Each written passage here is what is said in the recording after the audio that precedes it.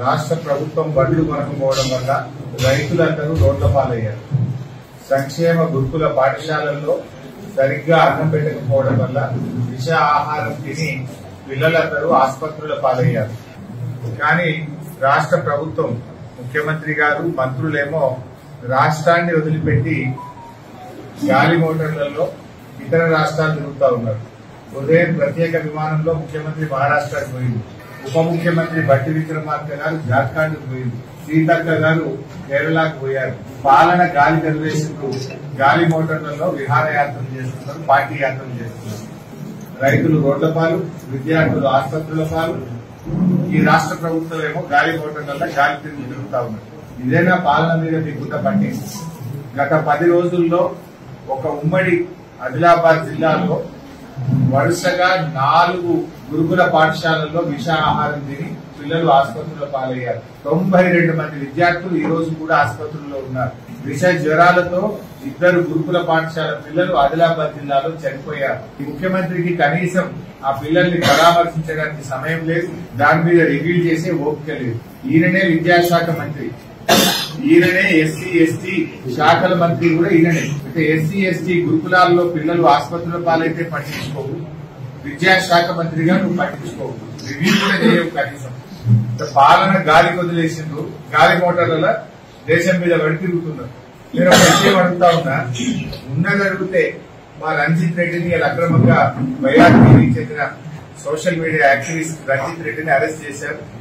ఈ అరెస్ట్ ను తీవ్రంగా ఖండిస్తా ఉన్నాం. ఏమడిగింది రంజిత్ రెడ్డి?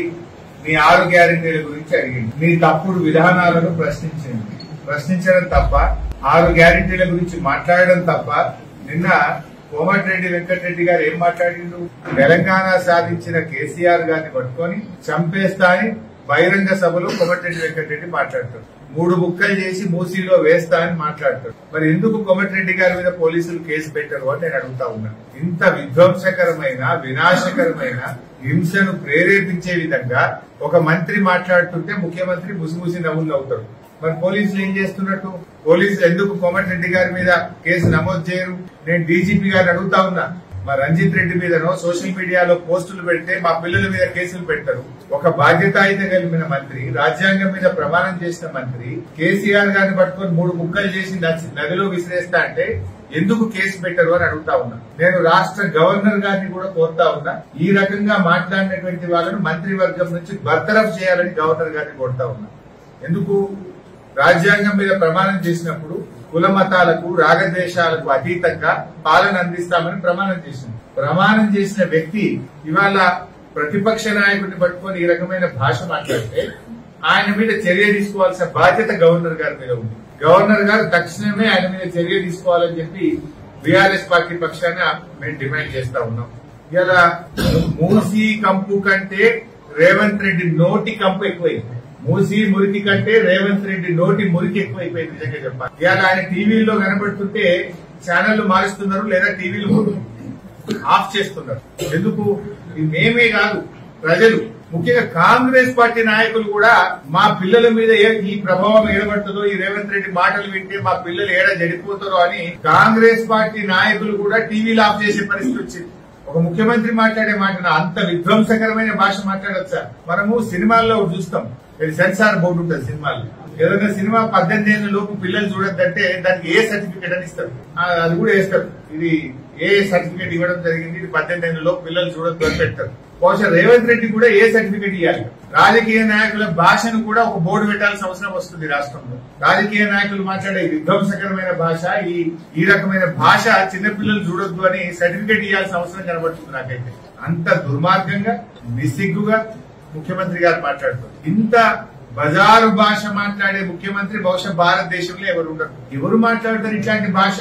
శాతగానోడు మాట్లాడతాడు, హామీలు అమలు చేసే శాతగానోడు మాట్లాడతాడు. హామీలు అమలు చేసినోడైతే ప్రజలకు చేసే సేవ గురించి చెప్తాడు, పని చేసినోడైతే చేసిన పని గురించి చెప్తాడు. పని శాతగానంటే గాలికి ఎత్తుకుంటారు, లొల్లికి ఎత్తుకుంటారు. ఈ రేవంత్ రెడ్డి కథ కూడా కట్టేస్తారు. కోమటిరెడ్డి వెంకటరెడ్డి ఈయన గతంలో నిరాహార దీక్ష చేశారు తెలంగాణ కోసం. కాంగ్రెస్ పార్టీ ఈయన వదిలేసింది, ఈయన వదిలేసి పట్టించుకోలే. అయ్యో నా ప్రాణం బయటట్టుందంటే మేమందరం కేసీఆర్ గారి ఆదేశాలతో మేమందరం వెళ్లి ఆయనకు ధైర్యం చెప్పినాం. కేసీఆర్ గారు దీక్ష విరమింపజేయించి ఆయన ప్రాణాన్ని కాపాడినోడు కేసీఆర్. ఆయన కొడుకు చనిపోతే అయ్యో పాపం అని ఓదార్చిన వాడు కేసీఆర్. అటువంటి కేసీఆర్ ను పట్టుకుని కోమటిరెడ్డి వెంకటరెడ్డి ఈ భాష మాట్లాడొచ్చా? దీనికోసం మాట్లాడుతున్నాం. ముఖ్యమంత్రి మెప్పు పొందడానికి ఇంత దిగజారిపోయి మాట్లాడొచ్చిన మాకు మాట్లాడతాగా అంత కాక మాకు 3 ముక్కలుగా 6 ముక్కలు చేస్తారు నేను కూడా అడుగుతాను. కానీ మాకు విజ్ఞత ఉంది, సంస్కారం ఉంది, బాధ్యత ఉంది. ఈ రాష్ట్రం కొట్లాడి తెచ్చిన వాళ్ళం, ఈ రాష్ట్రం బాగుండాలనుకుంటే వాళ్ళం కనుక మీలాగా మాట్లాడతారు. ఏం పట్టించుకున్నారు? ముఖ్యమంత్రి మహారాష్ట్ర, ఉప ముఖ్యమంత్రి జార్ఖండ్, పంచాయతీరాజ్ మంత్రి కేరళ, రాష్ట్రాన్ని వదిలేసింది. శ్రీధర్ బాబు మలేషియా గాలిమోటర్లలో తిరుగుతున్నారు. ఆయన లండన్ ఉన్నాడు, జూపల్ కృష్ణారావు లండన్ లో ఉన్నాడు. ఒక ఆయన లండన్, ఒక ఆయన మలేషియా, ఒకరు కేరళ, ఒకరు మహారాష్ట్ర, ఒకరు జార్ఖండ్. రైతులేమో రోడ్ల పాలు, విద్యార్థులేమో దవాఖాన్ల పాలు. ఇది మీ పాలన, ఇది మీ పాలన.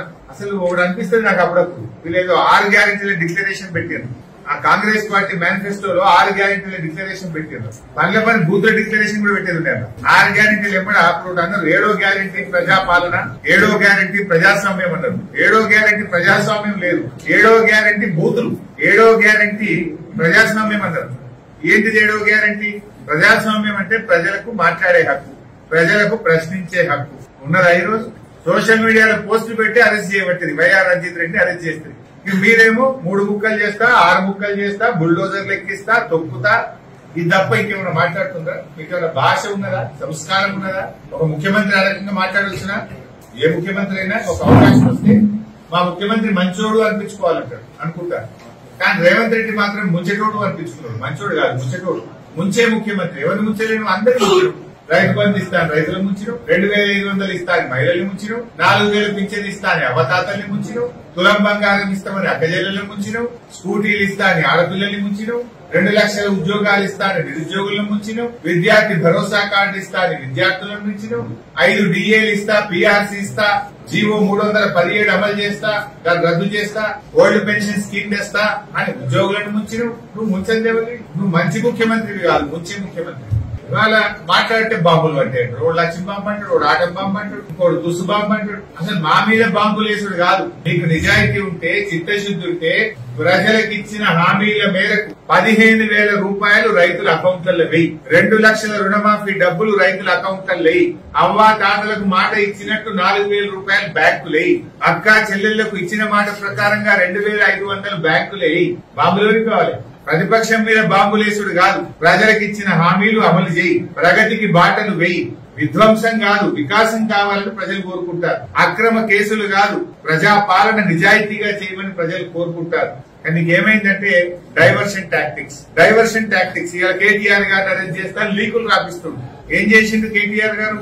హైదరాబాద్ బ్రాండ్ ఇమేజ్ పెంచిండు, రాష్ట్రం యొక్క గౌరవాన్ని ప్రతిష్టను పెంచిండు. ముంబై, ఢిల్లీ, బెంగళూరు కాదని హైదరాబాద్ కు పెట్టుబడులు తెచ్చిండు. ఐటీలో తెలంగాణను నంబర్ 1 గా చేసిండు. నువ్వు డైవర్షన్ కోసం కేసులు పెడతా, అరెస్టులు చేస్తా అని లీకులు ఇస్తున్నావు. నీ లీకులకు, నీ తాటాకు చప్పులకు ఇక్కడ ఎవ్వడు భయపడడానికి సిద్ధంగా లేడు. ఇలా కేటీఆర్ గారి మీద నువ్వు కుట్ర చేస్తున్నావు అంటే అది ప్రశ్నించే గొంతు మీద కుట్ర, ప్రశ్నించే గొంతు మీద దాడి. కేటీఆర్ నీ ప్రభుత్వాన్ని బట్టలిప్పిండు, నీ అన్యాయాలను ప్రశ్నించిండు, నీ మోసాలను ఎండగట్టిండు. అందుకే నువ్వు ఆయన మీద పగబెట్టినావు, కక్ష పెట్టినట్టు చేస్తున్నావు. కానీ ఇది ఒక కేటీఆర్ మీద కాదు, రాష్ట్ర ప్రజల మీద దాడి, బీఆర్ఎస్ పార్టీ మీద దాడి, ప్రశ్నించే గొంతు మీద దాడిగా మేము చూస్తున్నాం.